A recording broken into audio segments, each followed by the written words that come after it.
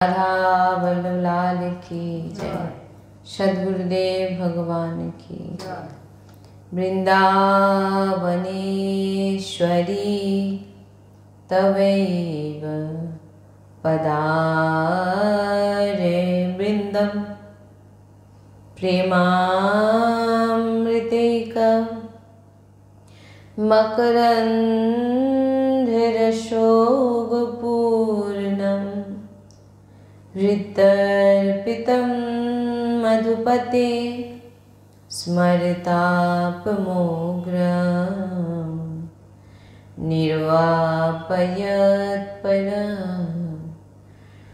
शीतलमाश्रयामि रसघनमोहनमूर्तिं विचित्रकेलिमहोत्सवोल्लासितं राधाचरण विलोलिता रुचिराशिखण्ड हरिं वन्दे। श्री राधा वल्लभ लाल की जय। श्री বৃন্দাবন বর্ষানা ধাম। নেই কোনো আশ্রয়, যার মধ্যে কোনো গুণ নেই, বেদ শাস্ত্রের জ্ঞানও নেই, যাকে পাপী মনে করে জগতের সবাই পরিত্যাগ করেছে, এরূপ ব্যক্তি যদি আমার শরণাগত হয়, সে সন্ত মহাত্মা হয়ে মুক্তি লাভ করেন, ভগবান বলছেন।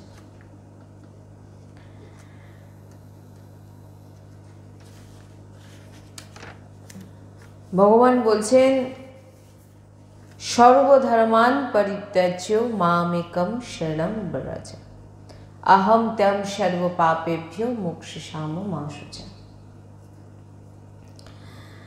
ভগবান বলছেন যে সকল ধর্মের আশ্রয়, ধর্ম নিরূপণের বিচার পরিত্যাগ করে, অর্থাৎ কি করতে হবে কি করতে হবে না এসব কথা বাদ দিয়ে শুধু আমারই শরণাগত হয়, বলছেন স্বয়ং ভগবানের শরণাগত হওয়া এ হলো সকল সাধনার সার। ভগবান কি বলছেন? না তার কোনো জ্ঞান আছে, না অর্থ আছে, না বেদশাস্ত্রের জ্ঞান আছে, না কোনো বল আছে, কোনো কিছুই নেই, কিন্তু তাকে সবাই পাপী মনে করে। এমন ব্যক্তিও যদি আমার শরণাগত হয়ে যায়, আমি তাকে সন্ত মহাত্মা, তাকে আমি বানাই, ভগবান বলছেন। তাহলে এখানে বলছেন যে স্বয়ং ভগবানের শরণাগত হওয়া এটাই হলো সার।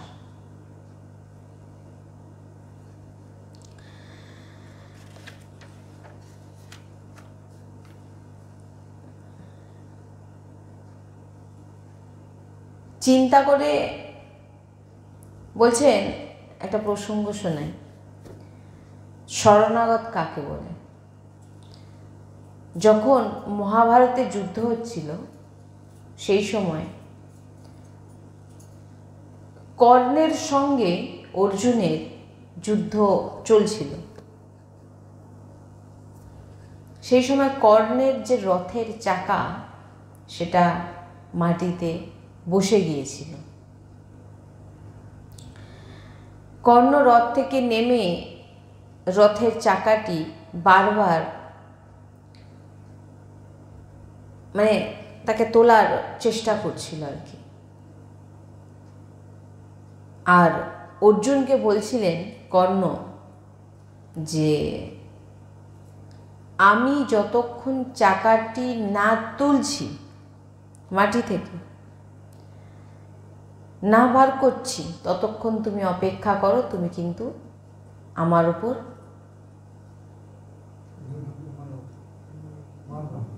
হ্যাঁ তুমি অপেক্ষা করো, কেননা তুমি রথের উপরে আছো আর আমি রথের নিচে আছি। কিছু নিয়ম আছে যুদ্ধের। তাছাড়া আমি অন্য কাজে, আমি অন্য একটা কাজ করছি, সেখানে তুমি আমার উপর কিন্তু কিছু করতে পারবে না। কিছু যুদ্ধের নিয়ম আছে। এই সময় কোনো রথীর সরসন্ধান করা উচিত নয়। তুমি কর্ণের কথায় অর্জুন আর কোনো সরসন্ধান তিনি করেননি, সে তিনার উপরে আর কোনো অস্ত্র। তখন ভগবান কর্ণকে বললেন, কর্ণের কথা শুনে অর্জুন দাঁড়িয়ে গেছেন। তখন কর্ণকে ভগবান বললেন, তোমার মতো আতাতায়ীকে যে কোনো প্রকারে বধ করাই ধর্ম, পাপ নয়। অর্জুনকে কর্ণ কি বলছে, তুমি যদি আমাকে এইভাবে মেরে দাও তাহলে কিন্তু তোমার পাপ হবে, কারণ এটা নিয়ম নয়, কারণ আমি অন্য কাজ করছি, তুমি রথে, আমি রথে নই। তুমি আমার উপর যদি অস্ত্র নিক্ষেপ করো তাহলে কিন্তু তোমার পাপ হবে। তখন শুনে অর্জুন দাঁড়িয়ে গেছে।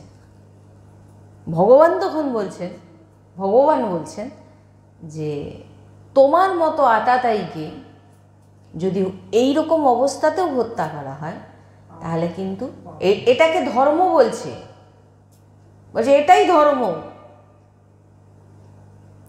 এটাই ধর্ম, এটা কিন্তু পাপ নয়। কে বলছেন? ভগবান বলছেন। কেননা আতাতায়ীর যে 6টি লক্ষণ সেটা তোমার মধ্যে বিরাজমান।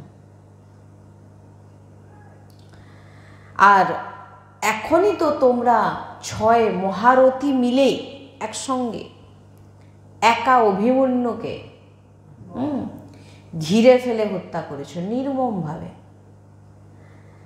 সুতরাং ধর্মের দোহাই দিয়ে কোনো লাভ হবে না, কারণ তুমি হচ্ছে সবথেকে বড় আতাতায়ী।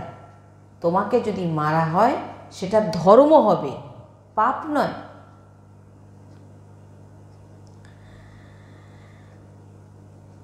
তবে সৌভাগ্যের কথা এই যে এখন তোমার ধর্মের কথা আপাতত মনে পড়েছে, কিন্তু যে নিজের এখন আর মনে পড়ে তো লাভ নেই।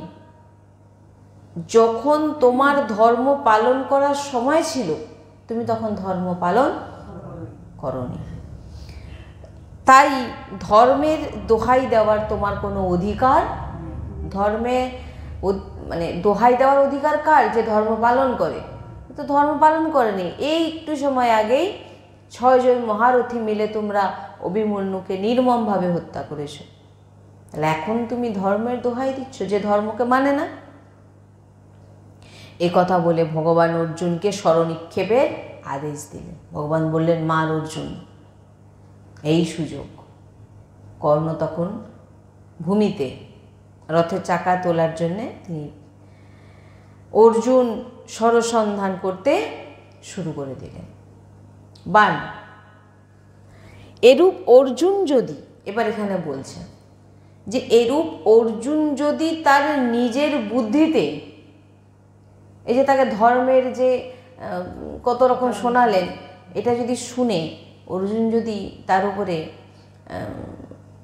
স্মরণিক্ষেপ না করত, তাহলে তিনি কি ভুল করতেন না ঠিক করতেন? ভুল করতেন। অর্জুন যদি ওকে না মারত তাহলে কিন্তু অর্জুন ভুল করত।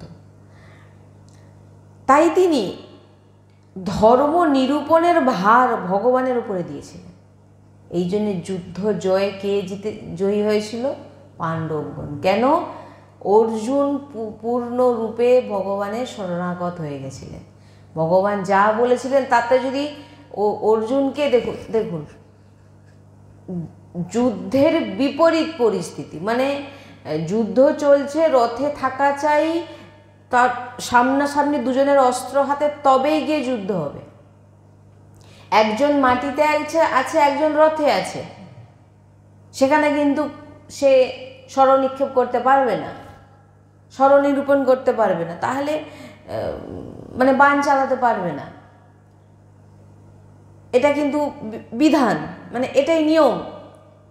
কিন্তু ভগবান কি বলে দিলেন, তোমার মতো আতাতাই কে মারলে এটা ধর্ম হবে, অধর্ম নয়, পাপ নয়। আর এটা যদি অর্জুন যদি মানে মা না মারতো, তাহলে অর্জুন কি করতো? অর্জুনই ভুল করে দিত, ভুল করে ফেলতো, মানে কি অর্জুনই হয়তো অধর্মী হয়ে যেত, কারণ একজন অধর্মীকে সে বাঁচিয়ে দিল। মানে এইখানে এটাই বলতে চাইছেন উনি, মানে যে শ্রী রামসুখদাসজি মহারাজ, তিনি এখানে বলছেন যে অর্জুন যদি তার নিজের বুদ্ধিতে ধর্ম নিরূপণ করতেন, নিজের বুদ্ধি যদি চালাতো, বলছেন তাহলে কিন্তু তিনি ভুল করে ফেলতেন।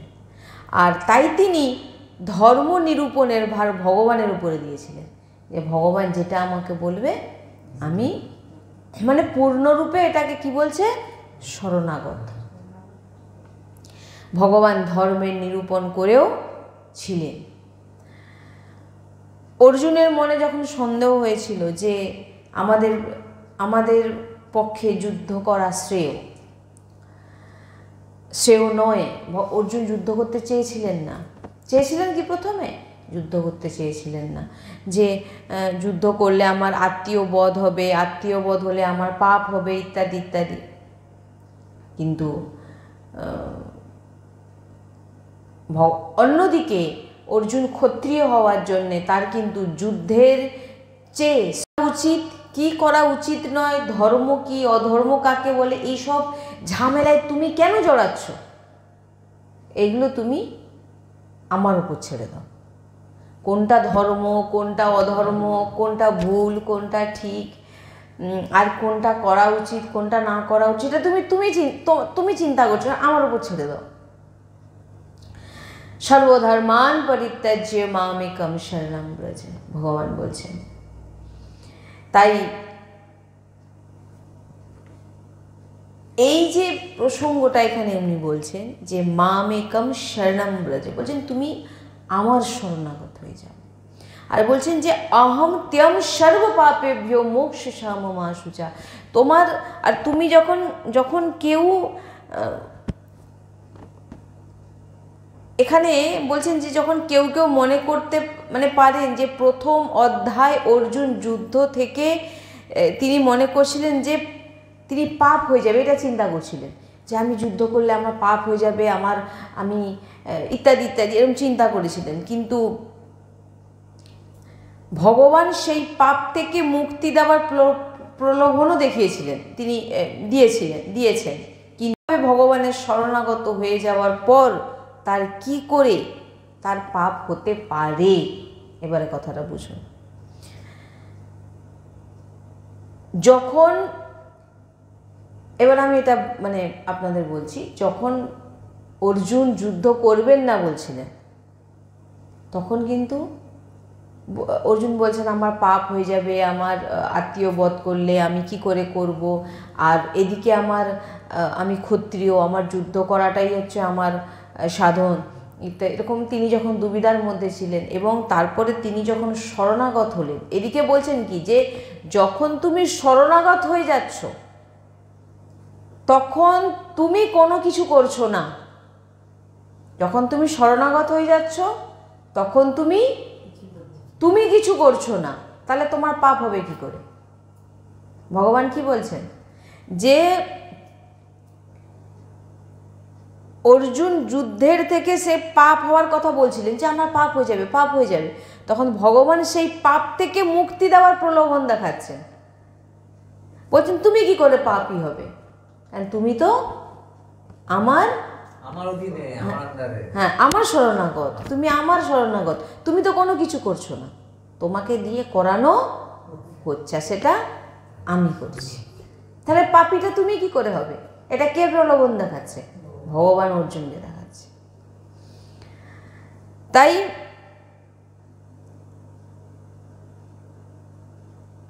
আমি তোমাকে সমস্ত পাপ থেকে মুক্ত করব, এই কথাটির যে ভাব, যে তুমি তো পাপ করছোই না। এই যে কর্ণকে যখন কর্ণের কথা নিয়ে এই যে বলছেন, যে কর্ণ বলছে তুমি আমাকে মেরো না, আমাকে যদি তুমি মারো তাহলে তোমার পাপ হবে, কিন্তু ভগবান বলছে তুমি মারো, ধর্ম হবে, এটা পাপ হবে না। যখন আপনি ভগবানের নিজেকে বিক্রি করে দেবেন, তখন সমস্ত পাপ, সমস্ত যা কিছু সব ভগবানের। তাই একবার বিভীষণের ব্যাপারেও আর একটা শুনিয়ে দিই, একবার একটি ঘটনায়।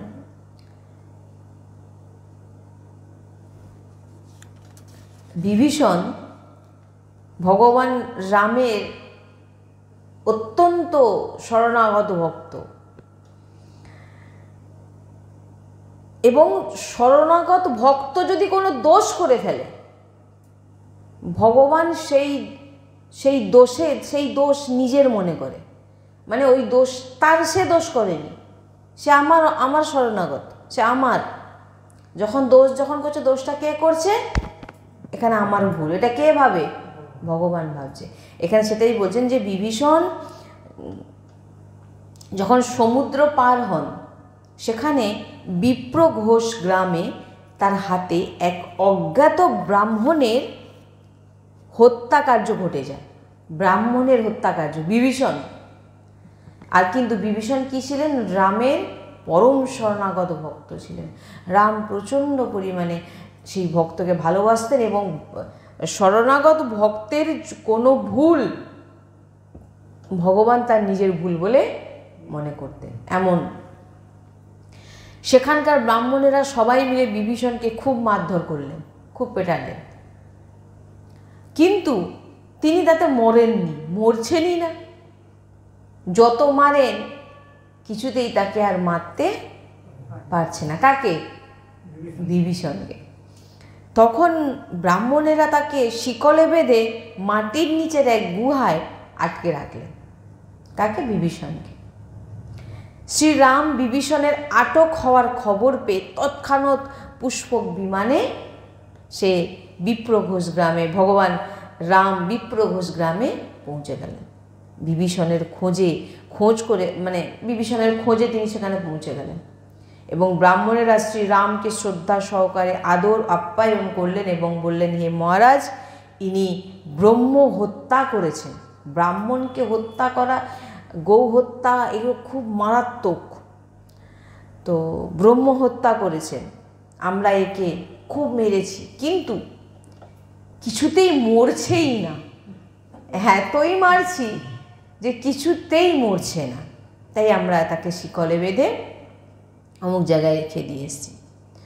তখন ভগবান রাম বললেন, হে ব্রাহ্মণগণ, আমি বিভীষণকে 1 কল্প পর্যন্ত আয়ু প্রদান করেছি।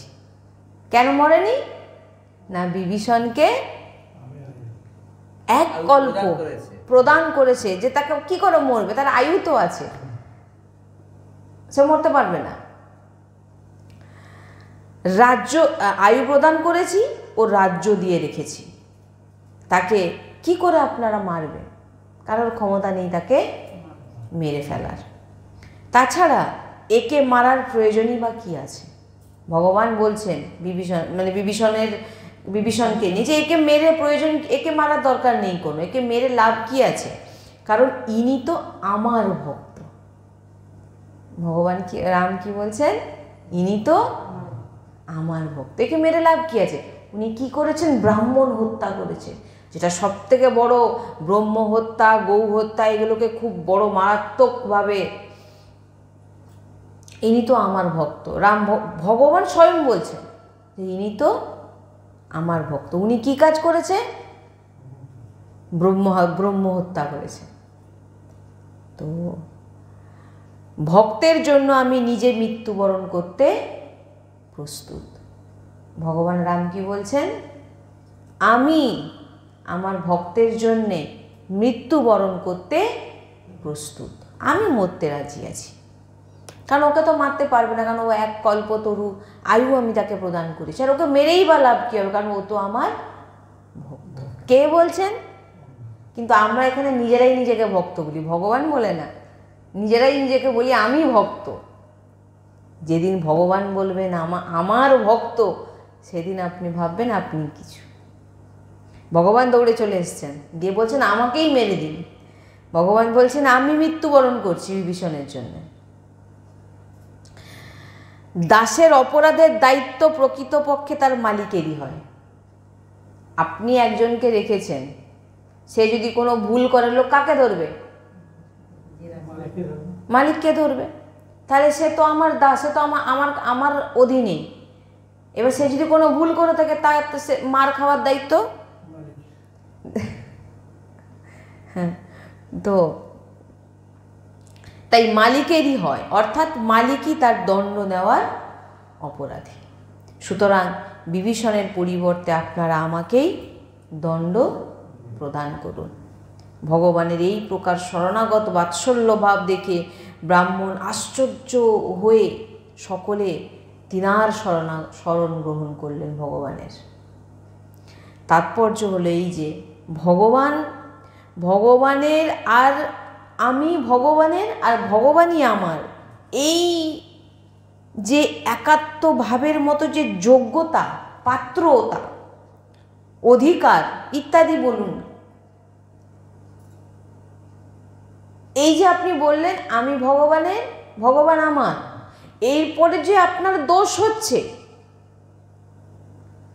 সেটা কিন্তু এবার এটাকে আমাকে উল্টোভাবে নিয়ে নেবেন না, আর আমি তো ভগবান বলে এবার পাপ কাজ করব না। না, এই বিষয় এগুলো তো সব অনেক ব্যাপার আছে। আপনাকে ভিতর থেকে শরণাগত হতে হবে। বলছেন আমি ভগবানের, ভগবানই শুধু আমার। এরপর আপনার মধ্যে কি যোগ্যতা, পাত্রতা, অধিকার কি সব কিছু বলছেন। ভগবান বলছেন যে তুমি যে আমার শরণাগত হয়ে গেছো, এটাই হচ্ছে সার, এটাই হচ্ছে সাধনার সার। এবার তুমি কি করবে না করবে, না কি হবে না হবে, তার দায়িত্ব আমার। এখন আপনি আর সাধন করবেন কি করে? আপনাকে দিয়ে সাধন করানো হবে। কি অদ্ভুতভাবে, মানে সত্যি মহাপুরুষ এই জন্য। রাধে রাধে রাধে রাধে রাধে রাধে রাধে সদ্গুরুদেব ভগবান কি, সদ্গুরুদেব ভগবান কি, সদ্গুরুদেব ভগবান কি, জয় শ্রী হরিদাস। তাই যখন এমন এক প্রসঙ্গ মহাভারতেও আছে, যখন অর্জুন, যখন অভিমন্যু মৃত্যুর পর ভগবান বললেন আমি তো সবাই তো আনন্দে আছে বলে কালকে তো অর্জুন ওকে মারতেই পারবে না, কারণ ওকে আমরা লুকিয়ে দেবো, ওকে ওই দিন যুদ্ধে আমরা ওকে এমন। অর্জুন আরামসে ঘুমোচ্ছে, সবাই জানে সকালবেলা অর্জুন এমনভাবেই মানে তিনি বলেছিলেন যে আমি সূর্য উদয়ের আগে আমি তাকে মারবই। আর এখানে যখনই এই আর যদি না মারতে পারি আমি নিজেকে শেষ করব। হ্যাঁ, যা এইরকম শুনেছে তারা তো আনন্দ উৎসব পালন করছে। চারিদিকে ভগবান শ্রীকৃষ্ণ চোখে ঘুম নেই, কি হবে কালকে। আর এখানে অর্জুন কিন্তু শিবিরে আরামসে ঘুমোচ্ছে। ভগবান সারা রাত ঘুরপাক খাচ্ছে কীভাবে অর্জুনকে রক্ষা করা যাবে, কি করব। তারপর তো আমরা জানি যুদ্ধ হলো, সারাদিন সে বেরোলো না। তারপরে হট করে ভগবান সূর্যাস্ত করে দিলেন। হ্যাঁ, সূর্যাস্ত করে দিলেন। এইবারে দুর্যোধন বলে বেরো, চিতা সাজানো হয়েছে, অর্জুন দাঁড়িয়ে আছে, নিজেকে শেষ করবেন, দাঁড়িয়ে আছেন, আর এদিকে বার করেছে। বিশাল মানে যাই হোক, তো তিনি বেরিয়ে এসে অর্জুনকে প্রচণ্ড গালাগালি করছেন, গিধার শকুন টকুন বলে গালাগালি করছে অর্জুনকে, বলে মর এবারে, বেশ কালকে। আর এদিকে ভগবান চট করে সূর্যের উদয় হয়ে গেল। ভগবান বলছে অর্জুন মার ওকে। এরও অনেক ব্যাপার আছে যে উনার অর্জুনকে যখনই বললেন মার ওকে, অর্জুন তো মারলেন এবং তার মৃত্যু ঘটে গেল। কিন্তু পুরোপুরি যদি আমি এই বিষয়টা বেশি ঢুকছি না, আমি এটাই বলানোর চেষ্টা করছি, পুরোপুরি যদি দেখেন এই জায়গাটার মধ্যে আমরা কি পাচ্ছি। দেখুন, মহাভারতের মধ্যে সব কিছু আছে। এর মধ্যে কি পাচ্ছেন, যে শরণাগত হওয়ার জন্যে আজকে অর্জুন বাঁচতে পারত, অর্জুনকে কেউ রক্ষা করতে পারত? রক্ষা কে করলো? ভগবান। কারণ প্রথম থেকে সে ভগবানের শরণাগত। যখন প্রথম নারায়ণী সেনার জন্য যায় দুর্যোধন, ভগবান ঘুমিয়ে গেছেন, অর্জুন এসে চরণের কাছে বসে আছে, আর দুর্যোধন গিয়ে মাথা ঘোরায়। যারা একটু অহংকারী হয় তারা বলে পায়ের চরণের কাছে কিসের জন্য দাঁড়াতে হবে, কিন্তু অর্জুন গিয়ে কিন্তু যেহেতু দাস, চরণের কাছে বসে আছে। এবারে চরণের কাছে বসলে কি হবে, চোখ যখন খুললে কাকে আগে দেখবে? চরণের কাছে চোখটা দেখছে, আই অর্জুন এসছে, কিন্তু মাথা দুর্যোধন বলে আমি আগে এসছি, কি চাই অর্জুন তোমার, কারণ যেহেতু আমি অর্জুনকে দেখেছি অর্জুনই আগে বলবে। তো তিনি বলছে কেন, আমি তো আগে এসছি। অর্জুন বলছে প্রভু আমি শুধু আপনাকেই চাই। ভগবান কি বলছেন, আমি অস্ত্র ধরবো না, না প্রভু আপনি থাকলেই আমার হবে। আর দুর্যোধন বলে আমার নারায়ণী সেনা, ওফ তাহলে তো আমিই তো জিতবো। কিন্তু কিন্তু পুরো জিনিসটাকেই উল্টে দিলেন। মহাভারত যুদ্ধ যদি দেখতে চান, পুরো দল ভারী কার? কৌরবদের। পাণ্ডবদেরও কি নেই সেটাও নয়, কিন্তু শক্তিমান তো কৌরবদেরকেই বলতে গেলে না, তাদের নারায়ণী সেনা ইত্যাদি ইত্যাদি সব, পিতামহ ভীষ্ম, দ্রোণাচার্য, মানে কে নেই? তো এখানে যখন মানে জেতা, মানে এই যে মহাভারত যুদ্ধে যে এই যে জিতে যাওয়া, পাণ্ডব যে জিতে গেল, এটা হচ্ছে পূর্ণরূপে ভগবান শ্রীকৃষ্ণের শরণাগতের ফলে। ভগবান অর্জুনকে বলছে তুই কি মারবি ওকে, আমি তো খেয়ে নিয়েছি। যেমন লবঙ্গ দাঁতে চেবায় না, আমি তো আমি তাদের সব চিবিয়ে খেয়ে নি, তুই তো উপলক্ষ মাত্র, তুই শুধু মানে নাটক লেখা হয়ে গেছে, তুই শুধু অ্যাক্টিং করবি। আমি তো আমি সবাইকে ওই লবঙ্গের মতো দাঁতে চিবিয়ে গুঁড়ো করে খেয়ে নিয়েছি, তুই কি মারবি? তাই এইটাই বলছি যে আমার শরণাগত হয়ে তুমি চিন্তা করছো, ভগবান বলছেন মা সুচা, আমার শরণাগত হয়ে তুমি চিন্তা করছো, এটি আমার প্রতি তোমার অপরাধ। এটাতেই তুমি কিন্তু অপরাধ করছো। এই যে অপরাধ বলে না, এই এটা করে দিলে অপরাধ, এই ওটা করে দিলে অপরাধ, এগুলোতে হয় না। অপরাধ হয় ভক্ত অপরাধে, অপরাধ হয় ভগবানের প্রতি অবিশ্বাসে। ভগবানের প্রতি বিশ্বাস না থাকলে এখানেই অপরাধ, আপনি মানে ভক্ত নয়। দেখুন, ভক্ত যদি আপনি নিজেকে বলেন, আমি ওই জন্য সবসময় একটা কথা বলি, ভক্ত কথার মানে ভক্ত হওয়া অতি কঠিন। কঠিন মানে কি? অতি সহজ আর অতি কঠিন। ভক্ত অনেক, শুধু ভেষ ধারণ করলে সে ভক্ত কখনোই হয় না। বলছেন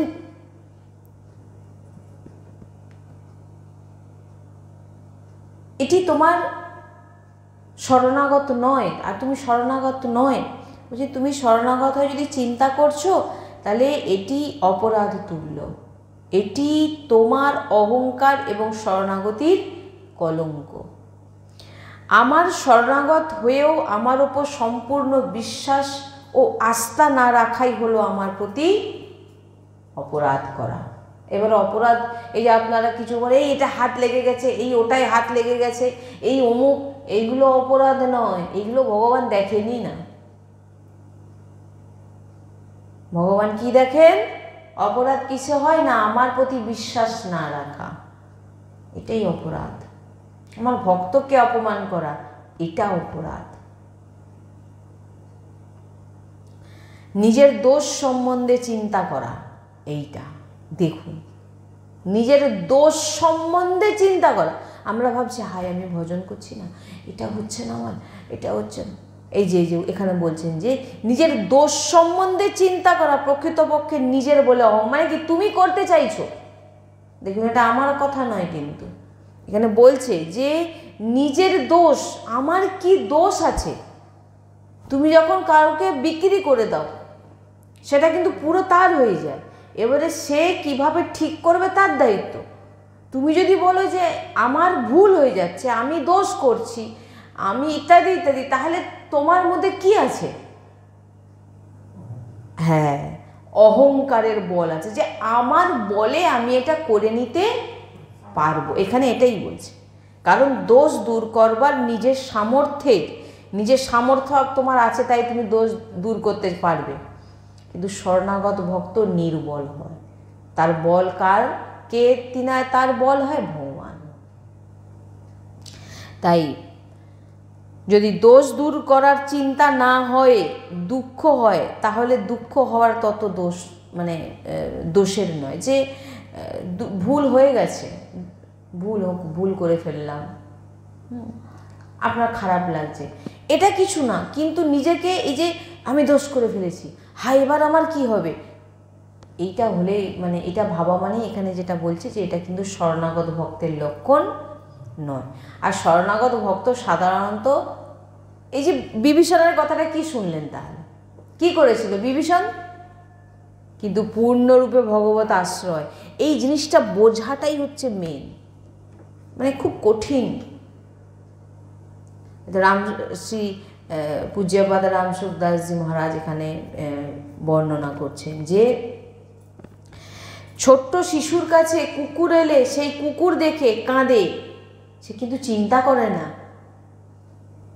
হ্যাঁ, একটি ছোট্ট বাচ্চার কাছে যদি কুকুর বা সাপ চলে আসে, সে দেখে কিন্তু কাঁদবে, সে কিন্তু চিন্তা করে না।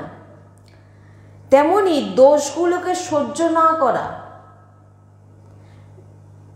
করা দোষের নয়, বরং দোষ হলো চিন্তা। এই যে আপনি চিন্তা করছেন আমি এইটা ভুল করে ফেললাম, আপনার ভুল হয়ে গেছে, আপনি দুঃখ করছেন ভুল করে ফেললাম, এটা একটা। আরেকটা কি, আমার ভুল হয়ে গেছে, এবার আমার কি হবে, এটা একটা।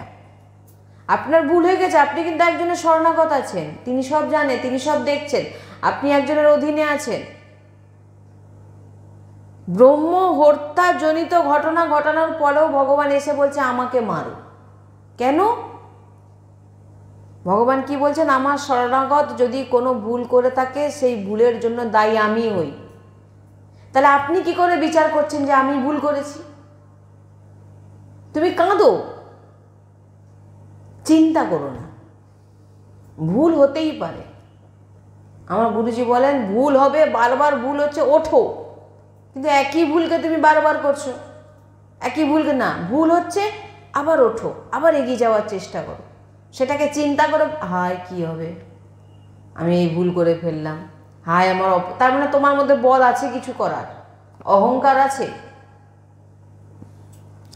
তাই বলছেন যে চিন্তা করার অর্থ হলো তোমার নিজের অন্তরে লুকিয়ে আছে বলের আশ্রয়, নিজের ভিতরে কিছু আছে যেটার মাধ্যমে তুমি করতে নিজেকে উদ্ধার করে নিতে পারবে, তাহলে তোমাকে ভগবান তোমার পাশে নেই।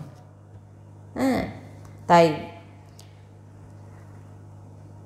অন্তর্নিহিত অহংকার যে তুমি নিজে কিছু করতে পারো, ভক্তের মহিমা বোঝার ব্যাপার। আমি হ্যাঁ, আমার পয়সা আছে, আমি কিছু দান পুণ্য করে নেবো, আদি আদি কিছু করে নেবো।